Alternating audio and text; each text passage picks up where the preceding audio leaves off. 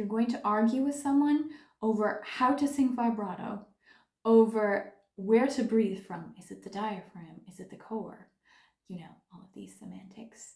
If you're going to argue about semantics like this, when at the root those are all addressing the same things, please just remember to be humble and be kind, because we all come from a different background. We've all had different training experiences that have informed the way that we sing and the way that we approach vocal pedagogy.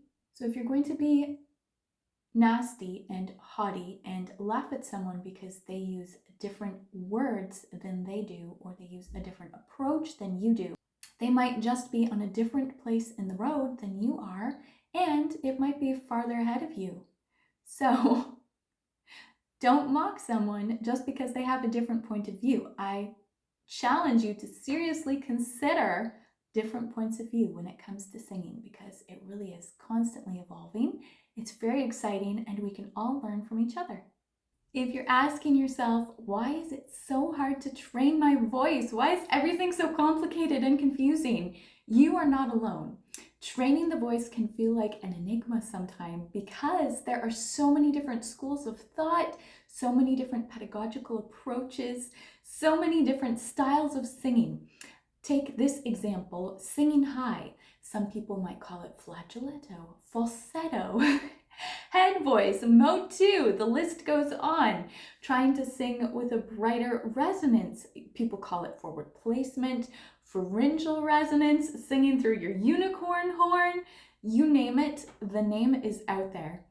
And so today I just want to clarify a little bit of the confusion and explain some of the background of why we're at this place where training your voice is not simple per se.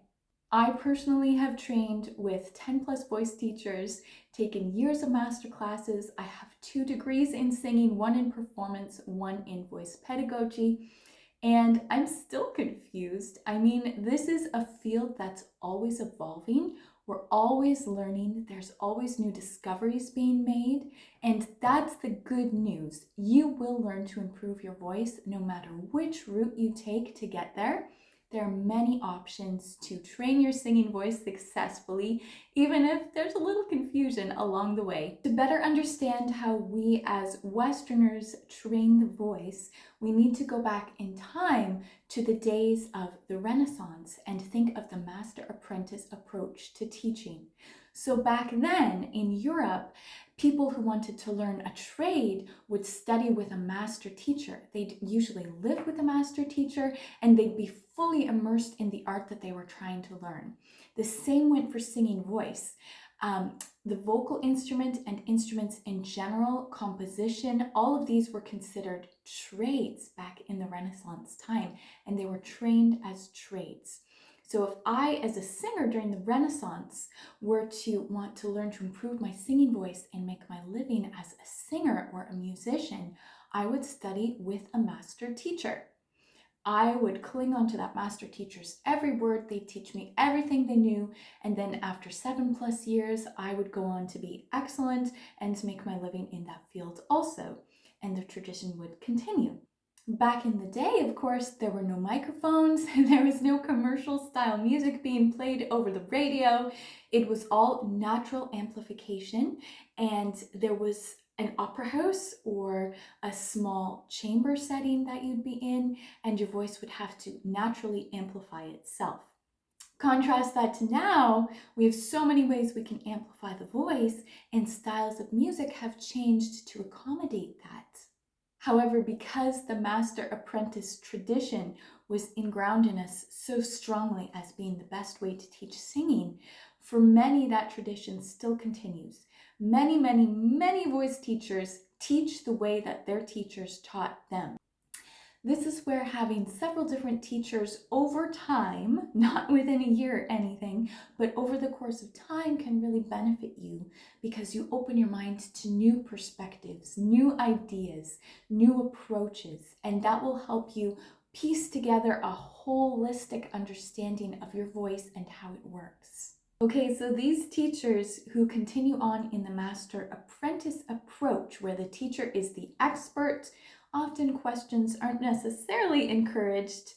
Often these are considered to be bel canto teachers, which bel canto is just Italian for beautiful singing, but it's sort of a school of thought that classical training is best and will equip you to sing every other style. If you study with a teacher in the bel canto approach to learning the voice, you will learn a lot about your instrument and how it functions. You will learn to acoustically amplify your voice so it can be as strong and as loud and project as much as possible without a microphone. Now, the problem with this approach is if you want to sing popular commercial styles of music where you're singing with a microphone, where a different style of vibrato is required, you are not going to be well equipped to make that stylistic transition because some of the technique is different. So just bear that in mind if you choose to study with a bel canto teacher. Likely, unless they've been cross-trained, they will struggle to help you prepare for popular styles of music. Now, as an example to what I was saying about the confusion, a lot of confusion exists even within the realm of bel canto, classical training. I'll give you a personal example. In university, I had the privilege of studying with a few different teachers. When one of my teachers, my primary teacher, went on sabbatical, I studied with another teacher, and I also had a wonderful opportunity to study with other teachers over the summer and also through master classes and workshops. So I was always learning. It was such a gift. But this primary teacher I had trained in Germany, and the German way of approaching singing is very different than in other parts of Europe. In Germany, at least at the time he was taught, 50 plus years ago, they would teach dark singing with covering, which gives a very different tonal aesthetic than, say, if you're in Italy, where they prefer a very bright, balanced sound and no covering. So even within the realm of classical singing, there's a lot of disagreements and a lot of controversy as to how the voice should sound and the right way to get it sounding that way. Healthy singing, if you will. Take the vocal onset, that's another example. Some people say, why does it matter? Trust me, how you start a note, especially in classical singing, is going to impact the rest of the phrase. If you start a phrase with a breathy note, it's going to be very hard to find a strong sound later in the phrase to make that even transition with your vocal tone. So my teacher wanted me to always start with a glottal onset.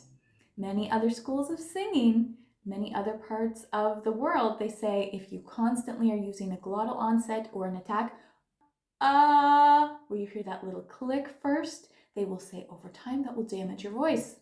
What's a girl to do? How do you know who to listen to? Very confusing, very complicated. So with bel canto, teachers have their own approaches, their own styles of teaching, their own beliefs in what is right and what is not so right. There's going to be fairly consistent language, but not a lot of discussion of function. So this is where you might have some singing teachers say, engage your diaphragm, or they might say, sing from the gut, things like this. So just no real consistency. So generally, a lot of imagery is used, a lot of visual language. Sing from your unicorn horn, or let the sound come from the back of your head. Not a lot of discussion of function or scientific terminology. Many singers now, because of industry demands, do have to be much more versatile, and just singing classical music isn't going to cut it if you want to be an elite singer especially and learn a lot of stylistic nuance in whatever genre you prefer, or if you need to be able to sing multiple genres. Really, you do need to be training in different styles. Now, this isn't straightforward either because we still have different approaches of teaching. You have all sorts of teaching methodologies that are being taught, certification methods. There's speech level singing, Seth Riggs, you have Jeanette Lovetry's somatic voice work, just so many different approaches to how to teach singing the right way. And one is not necessarily better than the other, but they all do have different paradigms and they all do use different language and vocabulary, which is where things get confusing. So to mitigate this, What really has been emerging during the last few decades is scientific vocal training, where we discuss everything in terms of science. We talk about the position of the larynx, no diaphragm. Diaphragm is an involuntary muscle.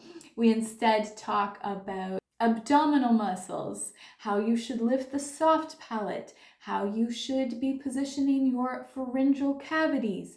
All these different mechanical instructions are given using very scientific language that really stems from what we know about the body.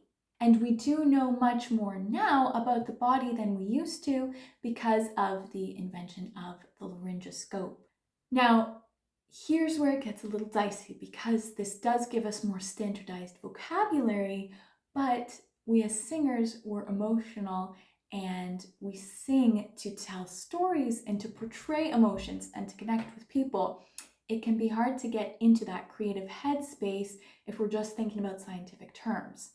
And I, as a teacher for a while, really did strongly believe, I was persuaded this was the best way to teach, scientifically, using accurate terminology, minimizing the confusion.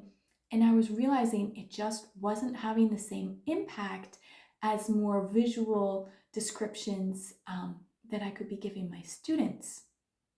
I wasn't sure why, except I realized later on these mechanical directives just don't always translate well into art. So we really do need understanding of the mechanics of singing. I do believe that that's important, but we need to pair that with more artistry too. As I became more frustrated with the scientific approach and realized I still had a big gap in how I was teaching my students and approaching music, and I just wasn't able to meet them where they needed me to meet them in terms of teaching them about their voices. So then I moved on to functional training, and I still believe functional training is extremely strong. You learn how the voice works, you use some scientific descriptors, but you pair that with artistic descriptors and imagery and sensations, and it is more holistic in its approach than scientific training is. The problem I realized with functional training is that really at its core, there is the belief that you can teach any style with the same techniques. And myself, having studied classical singing very in-depth and music theater very in-depth, and now bridging into more contemporary pop styles more in-depth, I realized, if you want to train elite singers and you want to teach them to be really, really good at singing at the style they're in, functional training's not going to cut it either.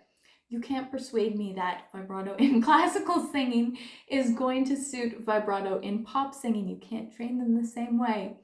You cannot sing with the same phrasing. The intensity that you sing in classical singing is so different compared to musical theater or pop or gospel or jazz.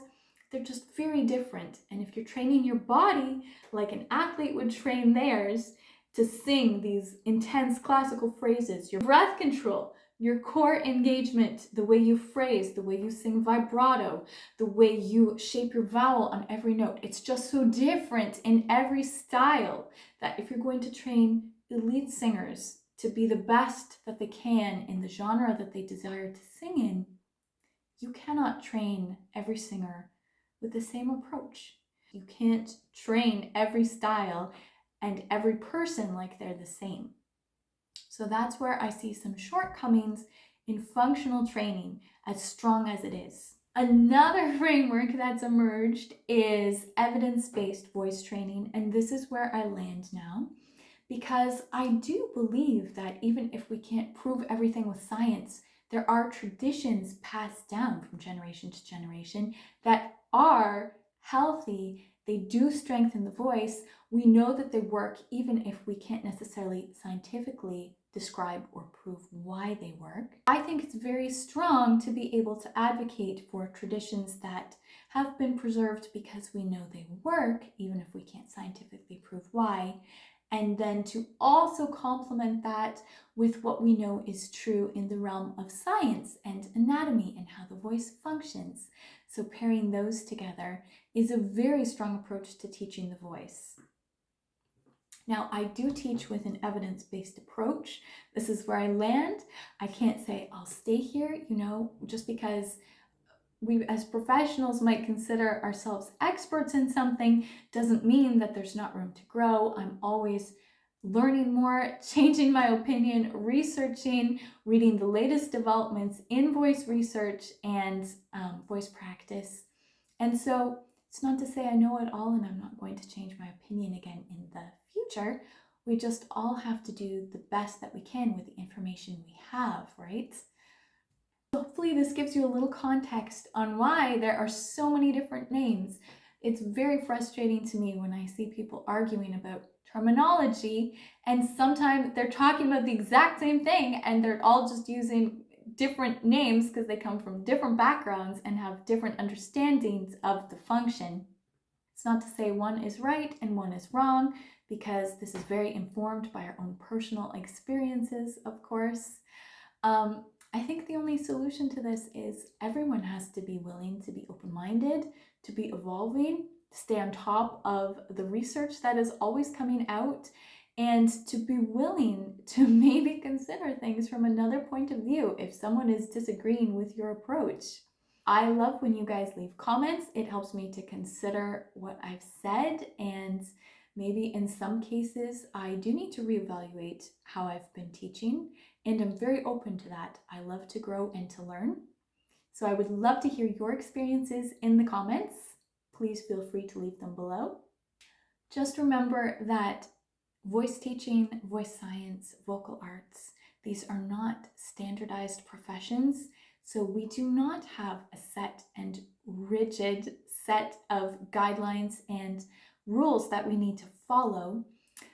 It's very freeing in a lot of ways. Like, there's many pluses to this. We can choose what works for us and what we believe will work best for our students and serve the singers around us. But it does lead to some confusion.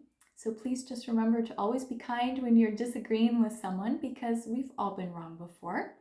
And there's always a lot we can learn from each other.